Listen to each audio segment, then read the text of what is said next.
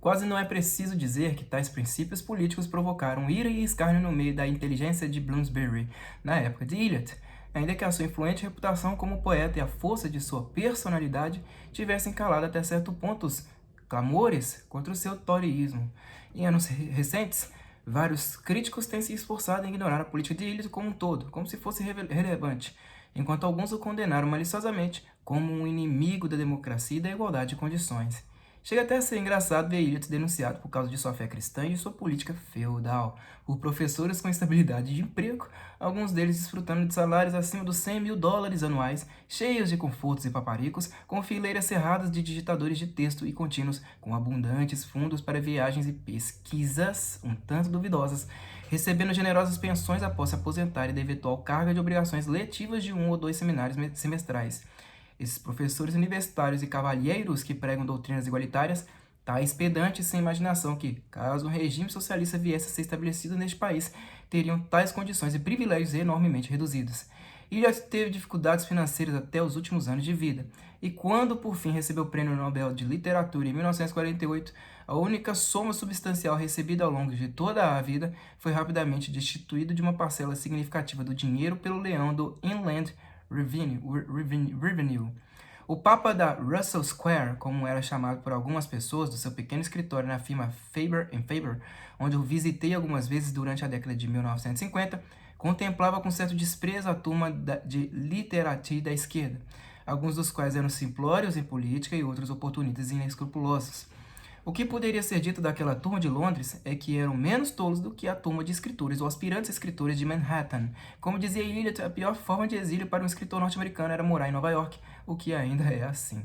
É natural e não necessariamente convincente, escreveu Mordaz em 1933 nas páginas de The Criterion, ao encontrar jovens intelectuais em Nova York convertendo-se ao comunismo e convertendo o seu comunismo em relatos literários. A profissão literária em todos os países não só está superlotada e subremunerada, como tem muito o que fazer para manter a própria dignidade de profissão. O marxismo podia dar ao escritor aspirante tanto um credo quanto uma renda garantida. Nem sempre é fácil, é claro, em meio à agitação de um novo movimento, distinguir o homem que recebeu a palavra viva daquele cujo súbito ataque de energia resulta da liberação da necessidade de pensar por si mesmo. Homens que pararam de pensar constituem uma força poderosa. As sugestões óbvias, além daquela, nunca totalmente ausente, de uma simples conversão para instigar o homem de letras a uma teoria política e social que ele então emprega para reavivar as chamas morrediças e reabilitar a profissão. Eliot recusou-se durante toda a vida a se unir a esse bando. Não associou o próprio nome a protestos e manifestos ideológicos. Rejeitou cabalmente ao socialismo britânico, sem falar no comunismo, no fascismo e no nazismo, para ódio de Ezra Pound, de 1885 a 1972. Eliot não se entusiasmou pelo crédito social. A parte a rejeição que nutria por ideologias coletivistas, a quais convicções políticas em termos concretos aderiu Eliot, sua política era apenas de negação? De modo algum. Há dois aspectos, ou talvez jurisdições, da política prática de Eliot, as visões britânicas e norte-americana.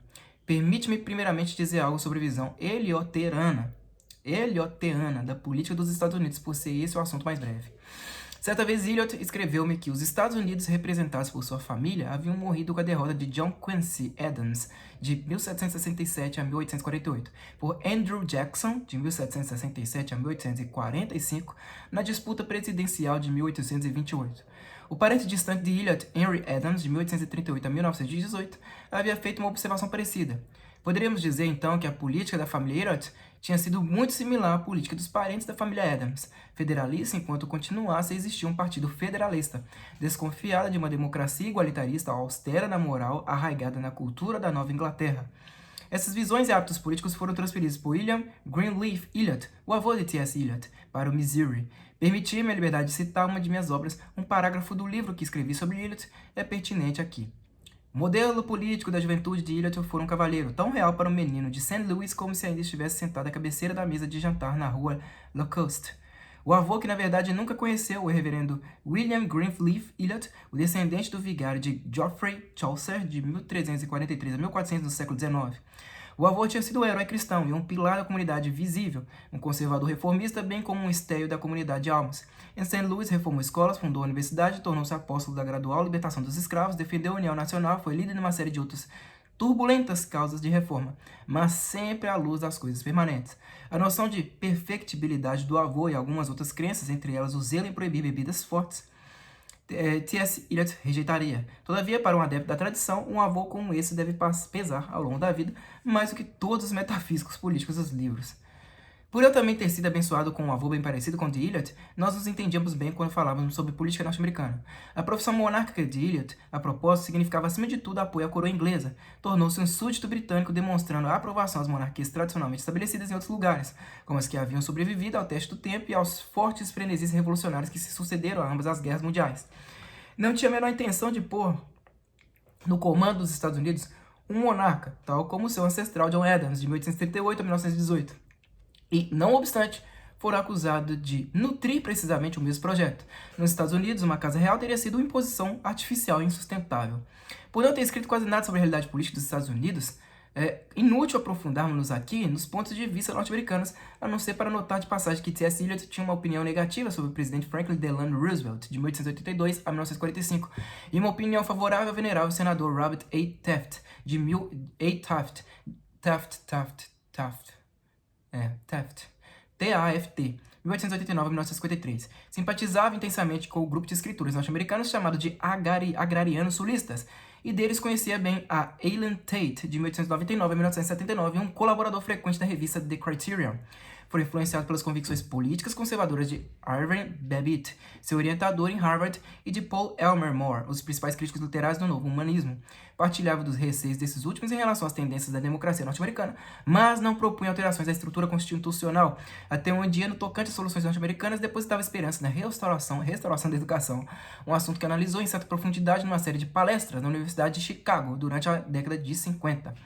Essas palestras sobre The Aims of Education, os objetivos da educação, foram incluídos em sua coletânea To Criticize the Critic, um periódico publicado pelo Comitê do Pensamento Social da Universidade de Chicago, chamado Measure,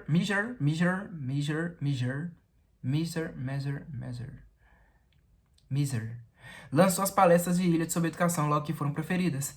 Robert Hutchins, de 1899 a 1977, o chanceler da Universidade de Chicago, publicou em um número posterior de uma resposta, não tenho costume de usar essa palavra, uma resposta bastante severa em que dizia, dentre outras coisas, que a diferença entre Burke e o Sir Eliot é que Sir Eliot não nega que a democracia é a melhor forma de sociedade. Burke negou. Na visita seguinte a Chicago, Eliot estava em uma festa em sua homenagem, e Hutchins estava entre os convidados. Ao encontrá-lo, Eliot perguntou-lhe com a polidez de sempre: Dr. Hutchins, sou grato pelo trabalho de comentar as minhas conferências sobre educação, mas fiquei um pouco perplexo com sua observação sobre mim e Burke. Nunca me autodenominei democrata, e suponho que Burke, em sua época, era mais democrata do que eu na nossa. Portanto, será que o senhor poderia me explicar o que quis dizer? Mas o Sr. Hutchins deu as costas e caminhou noutra direção. Por que ele fez isso, Dr. Kirk? Porque nunca lera Burke, respondi. Hutchins assinou certa vez um artigo atacando Burke, publicado na The Thomist. Mas o artigo foi escrito por outra pessoa, e isso é tudo que Hutchins sabe sobre Burke. O senhor revelou a descomunal ignorância dele. Como várias outras pessoas nas universidades, Robert Hutchins era um democrata igualitarista em teoria e um severo autocrata na prática. Ele tinha um verdadeiro talento para irritar pessoas desse tipo. Quanto à política inglesa, Eliot foi um Tory coerente, em vez de um conservador comum. Os dois rótulos partidários não são idênticos. Benjamin Disraeli, de 1804 a 1881, pensou em mudar o nome do partido novamente para Tory, depois que Sir Robert Peel, de 1788 a 1850, o havia transformado em partido conservador, mas Clemens Metternich, de 1777 a 73 a 1859, do exílio dissuadiu Disraeli. O toryismo significa lealdade ao rei e à igreja. Os Tories estão ligados à igreja anglicana, e ao menos no passado à pequena nobreza aos pequenos proprietários de terras. Assim foi com Eliot. Declarou-se monarquista, embora no que tange a esse assunto, 9 em 10 súditos ingleses aprovem a família real. Foi um devotíssimo membro da igreja anglicana e por alguns anos curador da igreja em Londres, e acreditava que a classe das antigas famílias da pequena nobreza inglesa era o celeiro dos líderes da nação em muitas posições sociais e profissionais e que nunca deveria ser suplantado por alguma elite ou uma suposta meritocracia. Entretanto, entre os pensadores e líderes políticos que Eliot mais admirava incluía seu grande Whig, Edmund Burke. cujo nome aparece com mais frequência nas suas conferências depois que, por decisão sua, a editora Faber Faber publicou meu livro The Conservative Mind, tanto no já citado ensaio sobre Charles Whibley, escrito no início da carreira, quanto na palestra mais tardia sobre literatura da política. E Eliot comenta 4 escritores políticos mestres do estilo literário que claramente influenciaram as próprias opiniões. Henry St. John, 1678 a 1751. O primeiro Visconde Bolingbroke, Edmund Burke, Samuel Taylor Coleridge e Benjamin Disraeli. No ensaio sobre Whibley, também menciona Edward Frederick Lindley Wood, 1881 a 1959, o Lord Halifax. O pensamento político de Eliot defende uma grande parte desses grandes conservadores e se aproxima mais do pensamento de Samuel Taylor Coleridge, que Eliot reconhecia como um homem do meu tipo. Portanto, não há nada de muito exótico nos princípios políticos de Eliot. Eles estão ligados à história inglesa, à Constituição inglesa e aos grandes eclesiásticos da Igreja Anglicana. Esses mesmos princípios o dissuadiram de elogiar o Partido Conservador de sua época. Em junho de 1929, quando Ramsay MacDonald, de 1866 a 1937, os trabalhistas ganharam as eleições gerais, expulsando dos cargos os integrantes do governo conservador de Baldwin, ainda que os conservadores tivessem obtido grande parte do voto popular, Eliot descobriu que os novos ministros do gabinete liberal trabalhista não tinham sequer uma ideia nova. O que poderia ser feito em um momento em que os fascistas e os comunistas ganhavam influência entre os intelectuais e a multidão dos votantes? É claro, uma grande oportunidade para o Partido Conservador, escreveu Eliot em The Criterion. Uma oportunidade que temos certeza deixará de aproveitar. É a oportunidade de pensar e descansar, e de apreciar os esforços privados das pessoas que já se deram o trabalho de pensar. O Partido Trabalhista é um partido capitalista no sentido que está vivendo da reputação do que foi pensado pelos fabianos de gerações passadas. Não sabemos se alguns fabianos veteranos ainda pensam. O Partido Conservador tem uma grande oportunidade por não constar na lembrança de nenhum homem abaixo dos 60 anos que tenha tido qualquer contato com a inteligência. Desfruta de algo que nenhum outro partido político atual possui, um completo vácuo mental, uma ausência que pode ser preenchida com qualquer coisa, até mesmo com algo de valor. Os líderes dos conservadores eram homens ocos, e Eliot receava que as instituições políticas e sociais da Grã-Bretanha estivessem cedendo, que políticos fracos, sindicatos beligerantes, uma burocracia incômoda e pesada, um público apático, uma igreja que não tinha mais significado para a maioria do povo inglês, uma obsessão com adquirir ou gastar, que esses fenômenos e circunstâncias estivessem erodindo irremediavelmente a Inglaterra, que Eliot viera a amar. Na maior parte das vezes, os vaticínios de Eliot vieram a se justificar pelos eventos subsequentes. Nisso, assim como Wilhelm Hopke, de 1899 a 1966, na Suíça, T.S. Eliot posicionava-se contra o poder centralizado, fosse capitalismo, fosse algum regime socialista. Buscava preservar uma sociedade humana, sabia que nenhuma sociedade pode durar muito tempo, pelo menos não uma sociedade livre e justa sem partilhar as mesmas convicções religiosas. A noção de que uma economia planificada, internacional e uma cultura planificada pudessem ser construídas para ele era anátema. Defendeu habilmente no último livro uma sociedade de classes contra uma sociedade dominada pelas elites. Há muito mais que poderia ser dito a respeito da aplicação de verdades políticas e sociais duradouras aos nossos descontentamentos e aflições contemporâneas, mas sou obrigado a deixar tais assuntos para a vossa leitura particular. Embora possais não ter tempo para uma leitura ampla da prosa de T.S. Eliot, ao menos tenta ler o Notas para a Definição da Cultura, publicado em 1948, um livro que certa vez vigorosamente recomendei ao presidente Richard Nixon, de 1913 a 1994. Encontrareis ali, por exemplo, a destruição das propostas de Karl Mannheim, que para uma sociedade planejada de fato para o planejamento universal. Pois se é algo que se deve evitar, é um planejamento universal, escreve Eliot, e algo a ser determinado são os limites do que é planejável. Provavelmente, Eliot teria dito, caso perguntado, que o trecho mais importante desse último e breve livro que escreveu é aquele que diz respeito à dependência da nossa cultura, ou de qualquer cultura, da crença religiosa. Eis o trecho em parte. Não acredito que a cultura da Europa possa sobreviver ao completo desaparecimento da fé cristã. E estou convencido disso não apenas porque eu mesmo sou cristão, mas como estudioso da biologia social. Se o cristianismo se for, toda a nossa cultura irá com ele. Então será preciso começar de novo, dolorosamente, e não se pode vestir uma nova cultura pronta. É preciso esperar que a grama cresça para alimentar as ovelhas que darão a lã que seu novo casaco será feito. É preciso passar por muitos séculos de barbárie. Provavelmente não viveremos para ver a nova cultura, tampouco haverão nossos tataranetos, e se víssemos, nenhum de nós seria feliz nela. Desde a morte de T.S. Eliot, muitas escolhas infelizes foram feitas na Grã-Bretanha, e a decadência que deplorou continuou a passos largos de várias maneiras, ainda que não de todas. A redução deliberada dos padrões intelectuais nas escolas e universidades britânicas e declarações formais de descrença por parte de eminentes bispos e arcebispos estão entre esses fenômenos desanimadores. Entretanto, não é possível, e Eliot nos ensina a medir a influência no longo prazo de um poeta ou de um filósofo. Na plenitude dos tempos, talvez se descubra que Eliot semeou mais sabiamente do que pensava, que seus escritos políticos e culturais permanecerão ao lado de seus grandes poemas e darão frutos. Temos de ser muito pacientes, dizia Eliot, na espera de dissolução do liberalismo e da dissolução do liberalismo e da recuperação da tradição. Meu amigo Eliot não esperava reverter o custo do tempo por um truque qualquer de mágica social ou literária. Nem imaginava que o resultado nos agradaria, caso isso fosse possível, pois todos somos criaturas da era em que nascemos. Foi isso que ele expressou essa dura verdade em Little Digging. Não podemos restaurar velhas políticas ou dar ouvidos a um tambor antigo. Ler T.S. Eliot não nos ensinará a equilibrar o orçamento federal e reduzir a dívida pública, ainda que o poeta The Wasteland, A Terra Desolada, tenha trabalhado como funcionário de banco por alguns anos, mas a sua poesia nos diz muito da condição humana em seu esplendor e miséria, e a sua prosa nos torna extremamente conscientes das coisas permanentes. De certo modo, conheci Eliot nos últimos anos de sua vida e agora que as suas cinzas jazem na igreja medieval East Coker, o entendo melhor, pois como Eliot escreveu em Little Digging... Digging.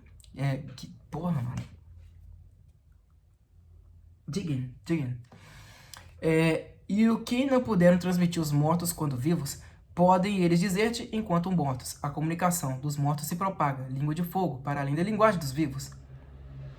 Capítulo 7. Donald Davidson e o conservadorismo sulista.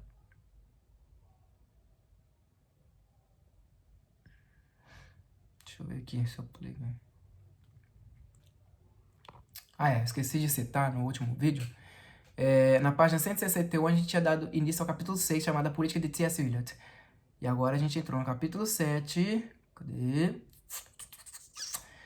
Donald Davidson e o conservadorismo sulista. Vamos lá. Leviatã é uma palavra hebraica que significa o que se recolhe em anéis ou voltas. No Antigo Testamento, o Leviatã é o grande animal dos mares. Poderás pescar o Leviatã com um anzol? Jó 40, 25. No século XVII, Thomas Hobbes, de 1588 a 1679, a quem T.S. Eliot refere-se como um desses extraordinários arrogantes, fez o Leviatã o símbolo do Estado, ou melhor, da sociedade de massa, composta de inumeráveis e diminutos seres humanos individuais atomizados.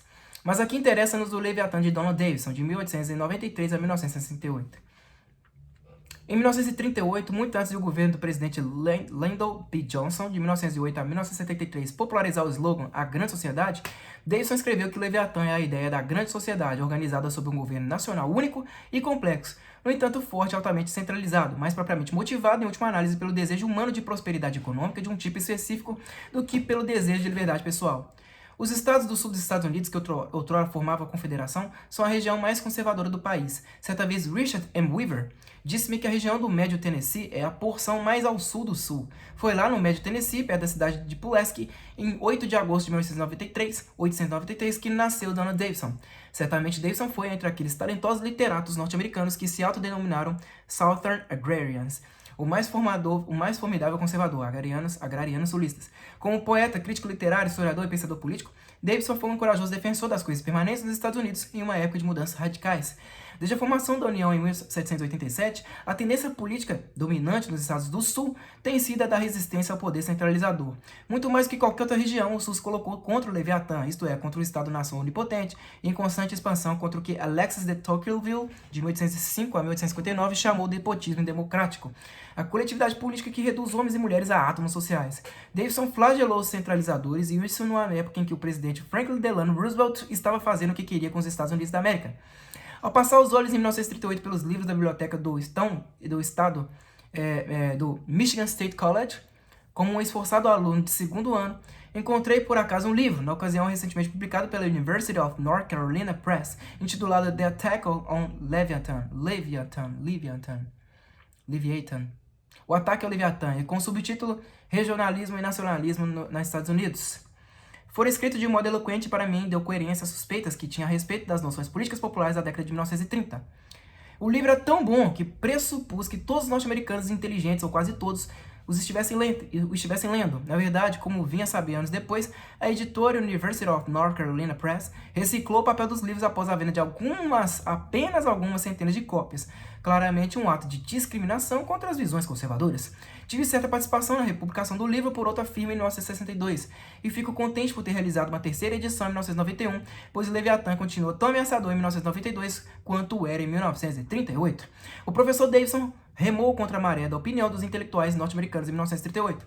O nacionalismo centralizador, argumentou, é necessariamente tirânico e escravizante. Para uma amostra de seu método e estilo, tomemos esse trecho do capítulo sobre a literatura norte-americana. Após fazer uma crítica a Ralph Waldo Emerson, de 1803 a 1882, no ensaio Regionalismo e nacionalismo na literatura americana.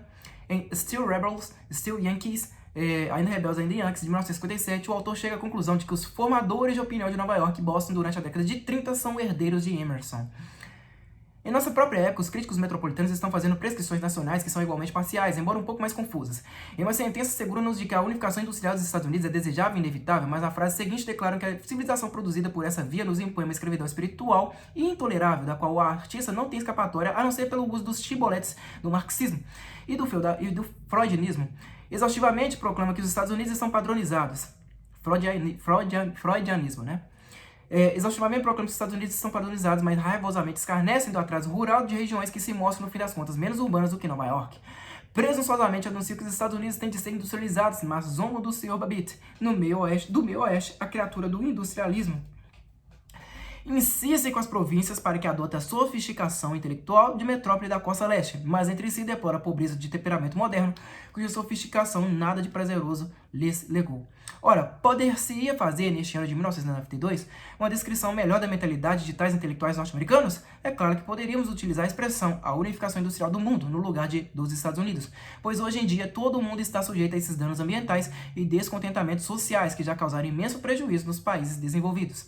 Davidson foi suficientemente ousado para defender a economia agrícola contra a glorificação industrial. Incidentalmente, vale notar que, em anos recentes, o volume em dólares da produção agrícola nos estados industriais de Michigan tem excedido o volume em dólares dos produtos manufaturados. De modo mais ousado ainda, adotou a causa da própria região, o Sul, contra os nacionalizadores de Nova York e de Washington, D.C. Também apreciava outras regiões norte-americanas, a Nova Inglaterra, as grandes planícies, os estados em torno das grandes lagos, a costa do Pacífico. Era o Sul, contudo, que demandava os préstimos da espada da imaginação de Davidson. Poderão os princípios enunciados como princípios solistas, não importando sua origem, ser ouvidos? Perguntou em The Attack de Leviathan. Parece continuar, eu não sei como é que se pronuncia, tá? Leviathan em inglês. Parece constituir uma regra que quanto mais específico o programa e mais distante dos princípios sulistas, maiores as chances que seja discutido e promulgado. Sulistas que queriam engajar-se no debate público, em termos que por acaso não seja notícia corrente nos jornais de Nova York, provavelmente serão recebidos de onde menos esperam, com táticas de distorção, abuso, censura polida, discriminação raivosa e assim por diante. Até mesmo com as técnicas mais baixas de linchamento jornalísticos que fazem parte das ferramentas profissionais do propagandista moderno.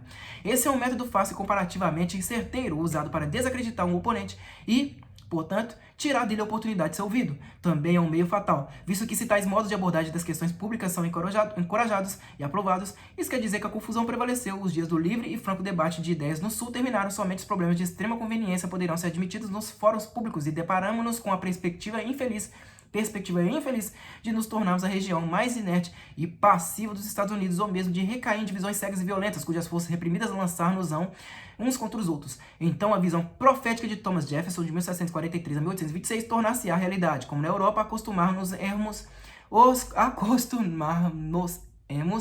a devorar-nos uns aos outros. Tais problemas não mudaram muito desde que Davidson escreveu as linhas acima, há meio século. O Sul continua a ser tratado pelo Congresso como se fosse uma província subordinada, especialmente em termos de registros de eleitores, e os jornais de Nova York continuam pouco generosos. A cidade de Nova York foi para Donald Davidson a abominação da desolação. Ele e a mulher passavam os verões em Bradlow, Vermont, e Davidson fazia um esforço extraordinário para evitar passar pela cidade no caminho. A propósito, detestava cidades excessivamente inchadas em geral, incluindo Nashville, embora tenha lhe sido necessário residir por um longo período de sua vida na vizinhança da Universidade de Vanderbilt. Em seu poema The Tall Man, Os Grandes Homens, publicado originalmente em 1927, Davidson acrescentou um prólogo, The Long Street, a Rua Longa, e a antítese do Tennessee rural de tempos passados, uma terra de heróis. Aquela Rua Longa, imagina a devastada avenida Woodward, em Detroit, é o símbolo de uma cultura industrial urbana desumanizada. A grama não recorda, árvores não recordam, o que outrora havia aqui, mas mesmo que se o fizessem, também não está mais aqui. Onde está a grama? Se as embotadas raízes de pedra da rua entorpecida, e eis surge o vigor de aço das casas. Só as embotadas raízes de pedra da rua entorpecida, e eis surge o vigor de aço das casas. E a ressequida curva de asfalto lisa calcada cobre a terra morta que um dia esteve recoberta de grama, abafando o chão com um hálito acre. Os motores corroem a longa rua, aço com aço, turbilhão de pó, caveiras seguem apressadas, a carne pálida ainda agarrada, e um punhado de cabelo. Davidson foi um guardião daquelas coisas permanentes que perecem sobre os pavimentos da Rua Longa. e um adversário inveterado do enorme estado de bem-estar social que devora o espírito. Esses temas percorrem a sua poesia, bem como a sua prosa. A política, disse com razão, é a arte do possível, e a preocupação dos semi-analfabetos. Isso é, a política ocupa uma posição inferior entre as atividades intelectuais se aquilo a que tivermos nos referimos for simplesmente a teoria e práticas políticas em estado puro. No entanto, o professor Davidson nunca divorciou a política da religião, da literatura, da tradição imaginativa. Sabia que as maiores obras políticas são poéticas, de Platão em diante. No ensaio Poetry as Tradition, Poesia como Tradição, em sua já citada coleção tardia intitulada Still Rebels, Still Yankees, Davidson escreve a respeito da dissociação do poeta em relação à sociedade, agora dolorosamente aparente, visto que a sociedade aceitou a ascendência da ciência e por isso deixou de aceitar a poesia como verdade. Nessa frase das operações, o poeta pode muito bem tornar-se um franco tradicionalista da religião, da política e na economia. Averigua os defeitos da civilização moderna. Desenvolve um senso de catástrofe. Com um poder de observação muito mais preciso que as previsões dos filósofos sociais profissionais, começa a traçar as linhas de precisão e desgaste ao longo das quais o desastre romperá. Prevê a ruína da sociedade moderna, secularizada, e pronuncia ofertas de salvação.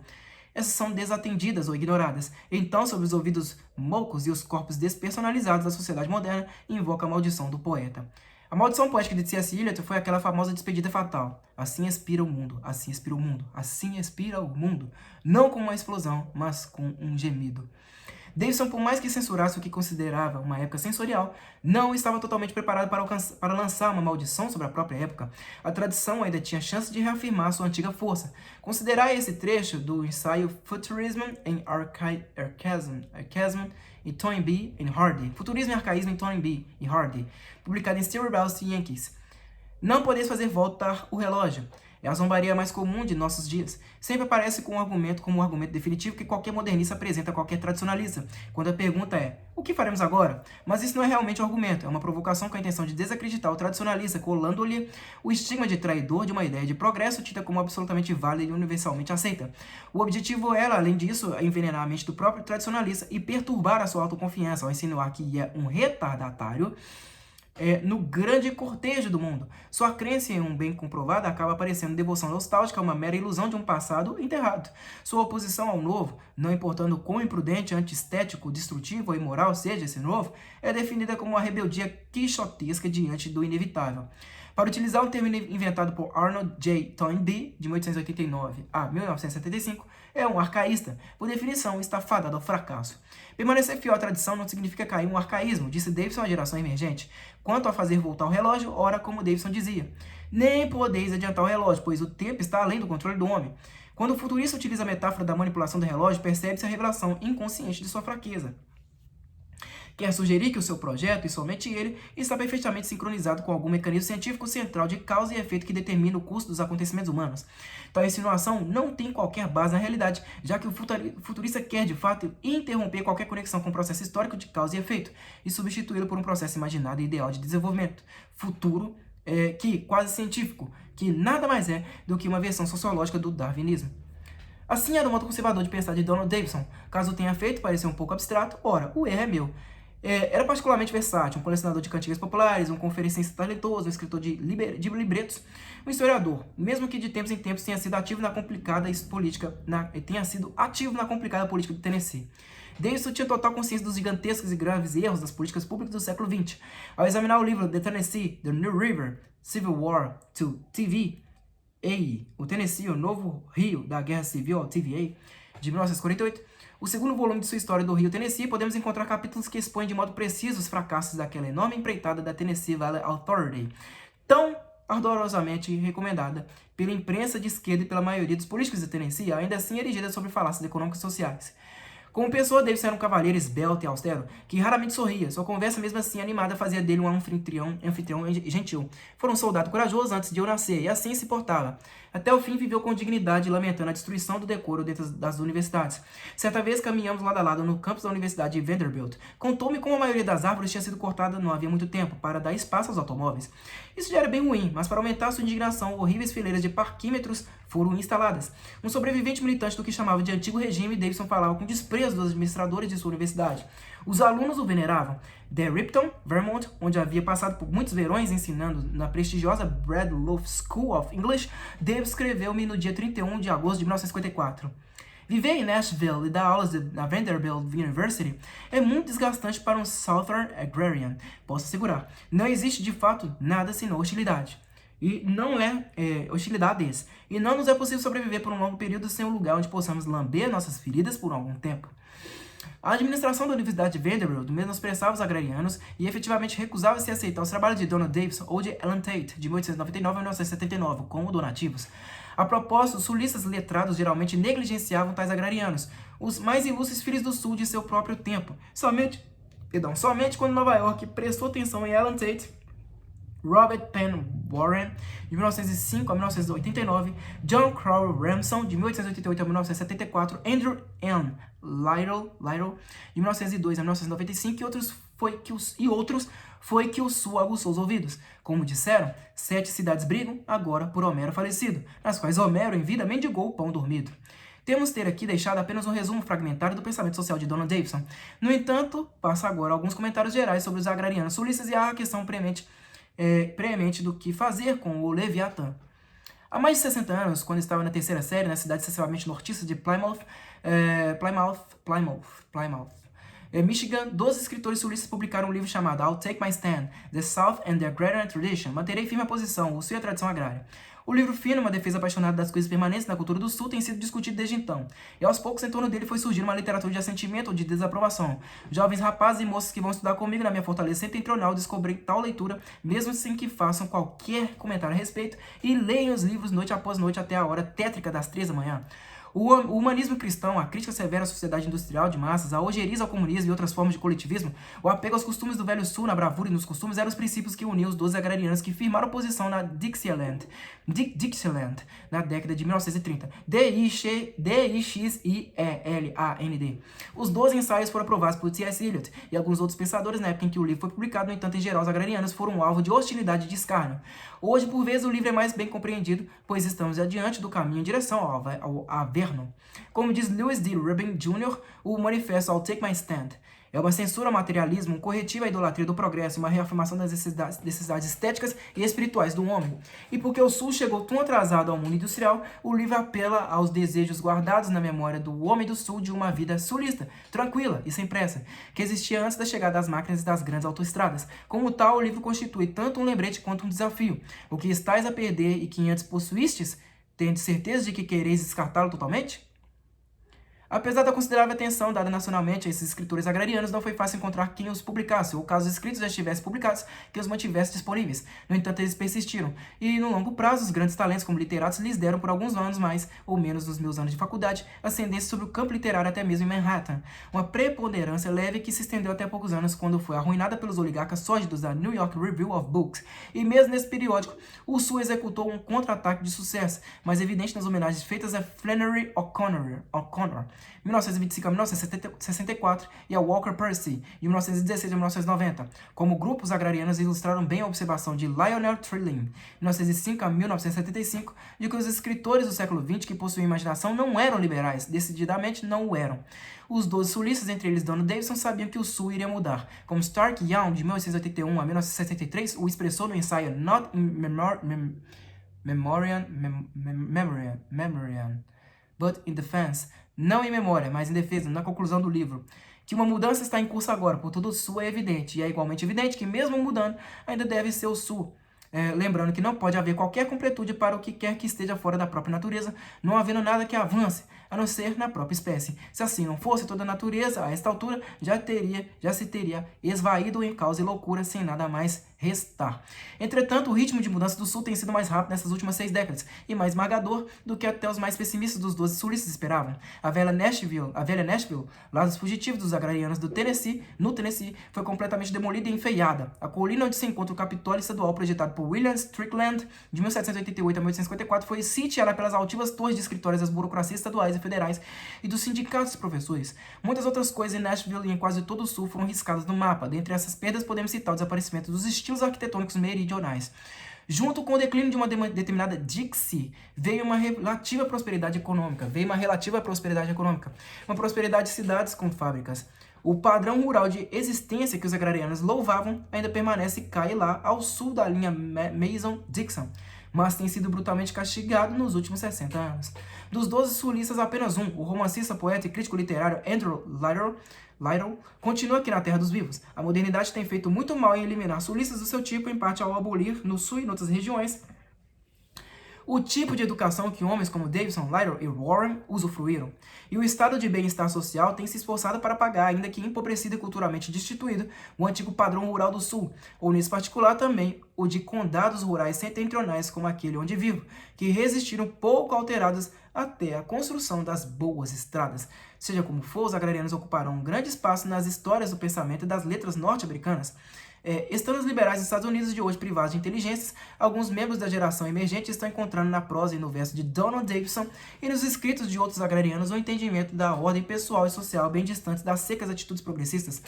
7 décadas depois que Donald Davidson, Andrew Lytle, Alan Tate, John Crowley Ramsden, Robert Penn Warren, Stark Young, Lyle Lanier, de 1903 a 1988, Frank Owsley, OWSLEY, de 1890 a 1956, John Galt Fletcher, de 1886 a 1950, H.C. Nixon, 1886 a 1967, John Donald Wade, de 1892 a 1963, e Henry Blow Klein, de 1905 a 1951, pegarem armas contra o Leviatã. Como anda a luta?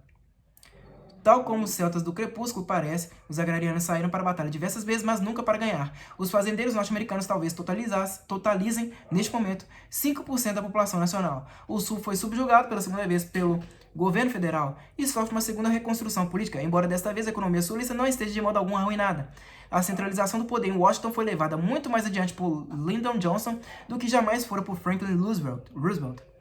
Estados que ainda nominalmente soberanos são reduzidos a uma condição um pouco melhor que a de simples províncias. As redes nacionais de televisão estão apagando rapidamente quaisquer resquícios de culturas regionais. As autoridades públicas e educacionais exortam a que professores e alunos tenham por dever cantar The Battle Hymn of the Republic, o hino de batalha da República, em vez de Dixie. De muitas outras formas, o Leviatã começa em nossos dias a se manifestar como algo muito maior do que o monstro que era na década de 1930. E ainda assim, as predições dos 12 sulistas, como as de Cassandra, se estão realizando. Nossas cidades grandes, uma centena de ruas longas, encontram-se quase arruinadas. Devastadas pelo crime, com a população corrompida ou exposta ao perigo por narcóticos legais, com todo o senso de comunidade destruído. A nossa alardeada afluência é desmentida pelo crescimento rápido e sinistro de um genuíno proletariado, voraz e desregrado, substituindo a custo do público. Os estratos de burocracia governamental são cada vez mais ineficientes e opressivos. As legislaturas nacionais e estaduais parecem dispostas a ceder a toda exigência de qualquer grupo de pressão, não obstante o verdadeiro interesse público. Os juízes, ou muitos deles, viraram demagogos. O ar está muitíssimo poluído, a zona rural enfeiada, o gosto público corrompido, as crianças são educadas de modo indulgente em meio à imagem de terrível violência e sexualidade grosseira. A educação escolar em todos os níveis foi reduzida a tomar conta das crianças, pagear os adolescentes e acasalar os universitários. O ensino das humanidades da história é desprezado. Enquanto falamos futilmente de livre empresa, os conglomerados industriais e comerciais se movem rumo a oligopólio em uma escala crescente. A crença e observâncias religiosas foram, primeiramente, reduzidas ao ethos da sociabilidade e, posteriormente, aos discursos ignorantes sobre a revolução. Leviatã, sociedade monstruosa, engoliu as multidões. Deste modo, recomendo o conservadorismo dos 12 sulistas. Não é a única modalidade de pensamento conservador, mas é uma modalidade importante. Os autores de I'll Take My Stand não propunham uma ideologia rigorosa, apresentavam um modelo de utopia. O principal propósito era de abrir-nos os olhos às ilusões do modernismo. Os agrarianos proclamaram, quando ainda era menino, que a cultura suíça é digna de defesa, que a sociedade é algo mais do que o produto interno bruto, PIB, que a viela rural é mais saudável que a rua longa, que há mais sabedoria na tradição do que no cientificismo, que o Leviatã é um devorador, não salvador. Estudai o que os 12 sulistas escreveram e vireis a descobrir que tais homens não são meros arcaístas. Abre aspas. Desgastados pela abstração e novidade, flagelados por opiniões divididas, alguns norte-americanos disseram: acreditarei na gente antiga lá de casa que, por meio de incertas tentativas ultrapassadas, conseguiu manter vivo o segredo de bem viver, fecha aspas. Assim escreveu Donald Davidson em seu capítulo The Diversity of America, a diversidade da América. Continua o autor. Tais modernos preferem capital particular, querem alguma coisa que ocupe tanta razão quanto o amor. Desconfiam do conselho de John Dewey, de 1859, a 1952, de usar a presciência do futuro para refinar e expandir atividades presentes. O futuro ainda não existe, é incognoscível, intangível. O passado foi, o presente, porém, é disso, podem estar corretos. O passado foi, o presente, porém, é. Disso pode estar corretos. Afeiçoam-se, então, ou se reafeiçoam a uma área residencial, a uma das áreas, grandes ou pequenas, que foram demarcadas na longa conquista de nosso território continental. Buscam autonomia espiritual e cultural. Estão aprendendo agora como enfrentar o inimigo mais sutil e perigoso da humanidade. A tirania que veste a máscara do humanitarismo e da benevolência. Estão atacando o Leviatã.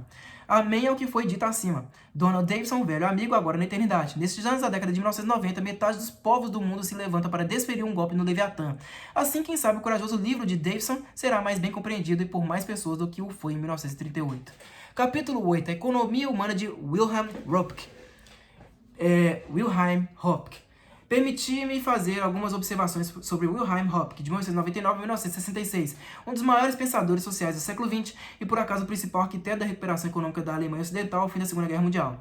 Atualmente, seus livros estão esgotados nos Estados Unidos, com exceção de The Social Crisis of Our Time, a crise social do nosso tempo, do qual recentemente publiquei uma nova edição, e aos comentários sobre o professor Röpke, acrescentarei algumas de minhas reflexões. Wilhelm Röpke foi o confiante paladino da economia humana, isto é, um sistema econômico adequado à natureza humana e a uma escala humana na sociedade, oposição a sistemas dedicados à produção em massa, a despeito das consequências contraproducentes nas esferas pessoal e social. Foi um temível oponente das economias socialistas e de outras economias de comando, e também o destemido e perceptivo crítico de um capitalismo irracional. Embora tenha nascido na Alemanha, Röpke se estabeleceu em Genebra durante a Segunda Guerra Mundial, onde se tornou professor de economia no Instituto Universitário de Altos Estudos Internacionais. Aí escreveu o já citado The Social Crisis of Our Time, em 1942, além dos livros Economics of the Free Society, A Economia da Sociedade Livre, de 1937, Os Fundamentos Morais da Sociedade Civil, de 1944, e A Questão Alemã, de 1945, bem como a maioria dos ensaios incluídos nos volumes Against the Tide, Contra a Corrente, e Welfare, Freedom and Inflation, Bem-Estar Social, Liberdade e Inflação. O título do seu último livro, publicado nos Estados Unidos, Human Economy, Uma Economia Humana, foi sugestão minha. Cavaleiro da grande coragem e cristão sincero, Wilhelm Röpke posicionou-se igualmente contra os nazistas e comunistas. Era vigoroso intelectual e fisicamente um perfeito esquiador que sempre subia as montanhas a pé em vez de utilizar teleféricos. Sabedor de que o homem é mais do que produtor e consumidor, Röpke detestava o utilitarismo de Jeremy Bentham, B-E-N-T-H-A-M, de 1748 a 1832, e acreditava que a maioria de seus colegas economistas via a existência humana de um modo muito imperfeito, com os antolhos dos dogmas utilitários. Antes de me debruçar sobre os argumentos de Wilhelm Röpke, aventuro-me a oferecer alguns antecedentes de seu pensamento, relativos ao período de desordem que se seguiu à Segunda Guerra Mundial, um tempo em que a ideia do planejamento social de larga escala exerceu uma influência nociva. Röpke foi o oponente mais eficaz dessa economia planificada. Essa divisão do conhecimento altamente especulativa, que nosso tempo chama de economia, formou-se no século XVIII como um instrumento para a obtenção da liberdade individual, bem como para uma produção econômica mais eficiente. Mas muitos professores e especialistas em economia no século XX se converteram ao neo-jacobinismo. Edmund Burke define o jacobinismo como a revolta dos talentos empreendedores de uma nação contra a propriedade. Tais doutrinas baseadas na confiança na onipotência do Estado em questões econômicas passaram a predominar especialmente nos institutos politécnicos e universidades estatais. Assim como o otimismo, materialismo e o humanitarismo do século XVIII foram assentados por Karl Marx de 1818 a 1883 em um sistema que teria surpreendido boa parte dos filósofos, assim também os conceitos utilitários e manchesterianos do século XIX foram os ancestrais, talvez bastardos, do planejamento social mecanicista. Os antigos jacobinos mal perceberam que as suas tendências centralizantes imitavam as políticas do antigo regime, de modo que não é de espantar que os pensadores humanitários e coletivistas mais recentes se tenham esquecido da dívida com Jeremiah Bentham. No entanto, as abstrações de Bentham, que reduzem seres humanos a átomos sociais, são a principal fonte dos modernos projetos de alterações sociais por decreto. Ao final da Segunda Guerra Mundial, os centralizadores dos planejadores coercitivos exerciam imensa influência na Europa Ocidental e na Inglaterra, e também estavam nos Estados Unidos. O Estado Nacional moderno tem à disposição poderes efetivos de coerção desconhecidos por estruturas políticas anteriores. No entanto, o aumento da coerção frustra o curso natural do desenvolvimento. A teoria econômica como ponto de partida da coerção estatal se mostrou repetidas vezes e está sujeita a erros. O planejamento destrói a comunidade espontânea e tenta pôr em seu lugar um plano central ineficaz, como ocorreu de modo extremamente ruinoso no Irã sob a administração do Shah Mohammad Reza Pahlavi, de 1919 a 1980. Os objetivos da ação estatal deveriam ser judiciais em vez de econômicos, e por isso toda a perspectiva dos planejadores sociais é distorcida. Em oposição à escola de teoria econômica dominante logo após a Segunda Guerra Mundial, economistas como Wilhelm Röpke, William A. Orton, de 1889 a 1952, Friedrich A. Hayek, de 1899 a 1992, e tantos outros esforçaram-se para conter os coletivistas econômicos. Apesar de ter se mostrado bastante competente para lidar com as dificuldades pós-guerra na Alemanha, uma grande nação industrializada, Wilhelm Röpke ainda assim preferia muito mais os padrões sociais e econômicos da Suíça, onde viveu desde o triunfo de Adolf Hitler, de 1889 a 1945, até o fim de sua vida. O modelo de economia humana de Röpke pode ser percebido por qualquer turista observador na Suíça. O professor Röpke parecia já ter lido tudo. Tinha familiaridade, por exemplo, com as ideias sociais de John C. Calhoun, de 1782 a 1850, e de James Fenimore Cooper, de 1789 a 1851, que a maioria dos professores de economia norte-americanos ignora profundamente. Wilhelm Röpke tinha uma clara percepção de religião e de poesia, dos problemas da continuidade e da moralidade. O livro The Social Crisis of Our Time é essencialmente uma análise da ameaça daquilo que Röpke chamava de culto do colossal. O equilíbrio social foi destruído em nossa época, Röpke o sabia. E eis algumas das comoventes passagens a respeito desse assunto desagradável. Os homens, tendo perdido em grande escala o senso inato das proporções, vão assim de um extremo a outro, ora experimentando uma coisa, ora outra, ora seguindo uma crença da moda, ora outra, ora reagindo a determinada atração externa, ora aquela outra, ouvindo o mínimo possível a voz dos próprios corações. É uma característica peculiar da perda total do senso de direção. Uma perda de que põe em risco a sabedoria adquirida ao longo de inúmeros séculos, que a idade da imaturidade, da experimentação incansável da juventude tem em nossa época se tornado objeto da mais absurda valorização. De todas as nossas aflições, continua Röpke, os frutos da degeneração moral, da concentração e da idolatria da grandeza, a pior é a proletarização. O capitalismo pode ter criado o proletário moderno, mas o socialismo aumenta até que abranja toda a humanidade. Nossa salvação, argumenta Röpke, está em uma terceira escolha, algo diverso tanto do socialismo ideológico quanto do capitalismo doutrinário. Escreveu Röpke: o socialismo, o coletivismo e seus apanágios são, no fim das contas, apenas a última consequência de nosso passado. São as últimas convulsões do século XIX. Somente neles há alcançado o ponto mais baixo de um século de desenvolvimento na direção errada. São o estado final e sem solução para o qual rumamos, a não ser que façamos alguma coisa. O novo caminho é precisamente aquele que nos livrará do dilema entre o capitalismo e o coletivismo. Consiste no humanismo econômico da terceira via. Essa mesma obsessão com o racionalismo que causa danos reversíveis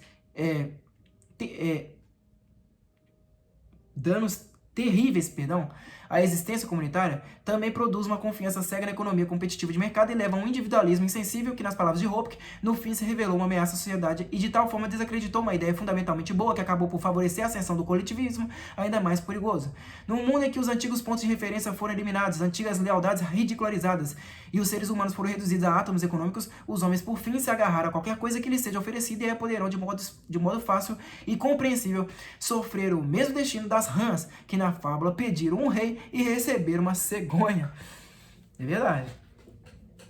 No capítulo The Splendor and Misery of Capitalism, o esplendor e a miséria do capitalismo, terceiro da primeira parte do livro, Röpke examina sucintamente os males de nossa economia atual e nota que as mesmas desarmonias econômicas se tornam crônicas sob o socialismo. Passa então a segunda parte de Social Crisis of Our Time, intitulada Action, Ação. Conforme Röpke nos ensina, o socialismo apoiado na existência proletária desenraizada de um grande número de trabalhadores e tornado palatável por alguns intelectuais igualmente desarraigados e que terão de assumir a responsabilidade por seus atos, preocupa-se menos com os interesses dessas massas que com os interesses daqueles intelectuais, que de fato podem ter os desejos realizados pela abundante variedade de posições de poder no Estado socialista. Röpke tem ainda menos apreço por essa classe de pessoas como guias da sociedade do que pelos monopolistas e gerentes. O objetivo de Röpke é restaurar a liberdade para as pessoas pela promoção da independência econômica. A melhor categoria de camponeses, artesãos, pequenos comerciantes, pequenos e médios empresários, membros das profissões liberais, funcionários públicos e servidores de confiança da comunidade, esses são os objetos da solicitude de Röpke, pois entre eles a natureza humana tradicional ainda guarda as raízes mais saudáveis e pelo mundo afora estão esmagados entre a especialização capitalista e a concentração socialista. Não precisam desaparecer e podem voltar a ser guias da sociedade, pois a Suíça, em todo caso, contradiz por sua mera existência qualquer dúvida cínica sobre a possibilidade de realização de nosso programa. Na repulsa pelo racionalismo doutrinário, Röpke é cuidadoso em não propor um esquema arbitrário de mudança e renovação. No entanto, as sugestões em defesa da proletarização são diretas. Fazendas familiares, cooperativas e fazendeiros para o mercado, a promoção de artesãos e pequenos comerciantes, as possibilidades técnicas e administrativas da descentralização industrial, a diminuição do tamanho médio das fábricas, a substituição gradual da política do bem-estar social do tipo antigo por uma tendência inteligente na direção de autossuficiência. Nenhum desses projetos é novidade, mas são recomendados por um economista que possui tanto uma grande reputação quanto um perfeito bom senso. Para proteger a sociedade contra as flutuações dos ciclos econômicos, por exemplo, o melhor remédio não é aumentar a centralização em si, um palativo altamente duvidoso, mas sim estimular as pessoas a retirar parte da subsistência do terreno imediato dos distúrbios financeiros. Como diz Hopke, a especialização muitas vezes causa problemas. Os exemplos mais extremos dessa tendência são talvez aqueles fazendeiros norte-americanos que se haviam tornado tão especializados e dependentes das atuais fontes de renda que, quando veio a crise, acabaram tão sujeitos à miséria quanto o trabalhador industrial. No outro extremo, um pouco mais feliz, vemos o trabalhador industrial na Suíça que, se necessário, é capaz de tirar o almoço da própria horta, o jantar de um lago e que pode fazer jus ao suprimento de batatas no outono ao ajudar o irmão a preparar a terra. A humanização da estrutura econômica era o cerne das propostas de Hopke. Para ele, a economia política tinha um fundamento ético. Hopke não era um defensor da abstração chamada capitalismo e, a propósito, um termo marxista auto-atribuído de modo leviano por numerosos e arrogantes paladinos da livre competição econômica. Hopke sabia que a idolatria de Mammon levava à perdição. Sempre falava da condição humana e de como poderíamos retornar ao caminho de uma economia humana. 3 décadas após a sua morte, perdemos muito terreno nessa empreitada. Washington, Londres, Tóquio e Moscou ainda estão entre mais obcecadas com o produto interno bruto, hoje, do que na década de 1950. Embora as estatísticas sobre o PIB no papel não tenham produzido estabilidade ou contentamento e os terroristas estejam à solta, vem-nos à mente a legenda escrita no relógio de sol de algum castelo na França em 1789. É mais tarde do que pensa. O vínculo monetário que jamais constituiu um laço social robusto não é forte o suficiente para subjugar as ideologias fanáticas, nem para garantir a prosperidade. Uma economista obcecada com o suposto produto interno bruto, não importa o que ou como seja produzido, acaba por se tornar desumana. Uma sociedade que pensa somente em uma suposta eficiência, independentemente das consequências para os seres humanos concretos, cava a própria ruína. A esse respeito, vem-me à lembrança uma passagem dos escritos de W.A. Orton, um economista norte-americano conservador contemporâneo de Hopke. No livro The Economic Role of the State, o papel econômico do Estado, Orton descreve de forma irônica o culto da eficiência. Rendamos louvores, portanto, ao grande Deus da eficiência. Tudo o que exige é que aplanemos o caminho do deserto e eliminemos a oposição. Que evidente superioridade vemos nos controles de um avião supersônico, muito maior que o esplendor grosseiro de qualquer santuário medieval. Como o apogeu da conquista humana foi elevado. Humana? Não sejamos tão específicos a esse respeito, pois é aí que a ciência assume o papel de coringa. Alcançamos a justiça sem a piedade, a libertação sem a liberdade, a vitória sem a paz, a eficiência sem o esforço, o poder sem a potência, porque os meios que empregamos coletivamente estão em um plano bastante diverso daqueles objetivos que humanamente desejamos. Quanto mais bem-sucedidos, mais fracassam. Eis o nêmesis de todos os grandes poderes e o fim de todos os que neles depositam a confiança. Deus sabe que essa história não é nova. Detroit, a cidade que conheço melhor, idolatrou o grande Deus da eficiência. Ao longo de minha vida, Detroit produziu extraordinárias riquezas em bens e serviços. Contudo, a cidade é um fracasso social, como a maioria de outras cidades norte-americanas. Outrora chamada de o arsenal da democracia, hoje em dia Detroit, transformada em uma cidade arruinada e ingovernável, tem sido, no mais das vezes, mencionada como a capital de assassinatos dos Estados Unidos. No famoso romance de Louis Ferdinand Céline, C-E-L-I-N-E, acento agudo no primeiro E, de 1894 a 1961, Viagem ao Fim da Noite, de 1932, o percurso termina em Detroit. Na chocante degradação dessa cidade, podemos notar as consequências de uma economia desumana, determinada a obter a máxima eficiência produtiva, mas alheia à ordem pessoal e à ordem pública. É claro que os fabricantes de automóveis de Detroit, nos primeiros anos de produção, não tinham noção de quais seriam os efeitos pessoais e sociais daquela ordem industrial extremamente bem-sucedida. Ninguém tinha essa noção. No entanto, ainda parece ignorar ou mesmo ficar indiferentes a tais infelizes consequências, desde que os lucros continuem a ser registrados. No capítulo 17, Perspectivas do Proletariado, deste livro, utilizarei novamente o exemplo de Detroit. Minha argumentação é a seguinte: a não ser que comecemos a pensar em humanizar a economia norte-americana, as cidades continuarão a se desintegrar e o povo norte-americano ficará cada vez mais entediado e violento. Algumas autoridades estão começando a entender que a natureza humana pode revoltar-se por terem sido impostas à humanidade proporções tão desumanas. O fracasso do sistema de moradia popular baseado em edifícios de grande porte numa infinidade de cidades é uma ilustração dessa dura verdade. Em Newark, New Jersey, a cidade ainda mais degradada do que Detroit, se é que isso seja concebível, as Security Homes, um monólito de um monólito, né, de moradias de 13 andares foi demolido com explosivos de alta potência, pois a vida se havia tornado intolerável para os habitantes de baixa renda do lugar. Casas geminadas de 2 a 3 andares estão sendo construídas no lugar dos edifícios, uma reação saudável ao coletivismo anônimo das moradias populares. O representante de Nova Jersey do Federal Department of Housing and Urban Development, Departamento Federal de Moradia e Desenvolvimento Urbano, imediatamente antes da destruição dos Scudder Homes, fez um discurso à população. Nas suas palavras, Sófocles, de 497 a 406 a.C., disse: para o homem, mesmo que seja sábio, não é vergonha alguma viver e aprender. Não é vergonha alguma para nós aprender desta experiência. Será tão difícil, no fim das contas, convencer os norte-americanos de que a simplicidade pode ser preferível à complexidade, uma modesta satisfação à sensação sem restrições, uma frugalidade decente à saciedade torpe? Se o desenvolvimento material é o principal objetivo de um povo, não resta mais nenhum controle moral sobre os meios empregados na aquisição de riquezas. A violência e a fraude tornam-se práticas comuns. E atualmente a produção material de tal sociedade começa a declinar por causas demasiado óbvias para serem aqui objeto de uma digressão. A nossa economia industrial de todos os sistemas econômicos já criados pelo homem aqui depende mais delicadamente da firmeza pública, da virtude privada e da fertilidade da imaginação. Se continuarmos a imaginar que eficiência e afluência são as principais metas da existência humana, logo nos encontraremos notavelmente desafortunados e espantosamente miseráveis. Wilhelm Hopke, William A. Orton, Colin Clark, de 1905 a 1989, e outros poucos economistas políticos têm nos instruído assim ao longo do último meio século.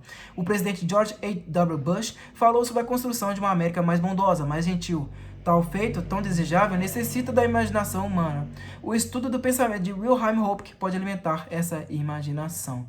Eu vou parar por aqui, pessoal. Capítulo 9 é chamado Malcolm Muggeridge e o flagelo do progressismo, na página 200 da obra, tá? Lembrando aí que a obra tem 349 páginas, é isso? Então, tô faltando aí 149 páginas, beleza? Muito obrigado a todos vocês que me acompanharam até aqui. Até a próxima e falou!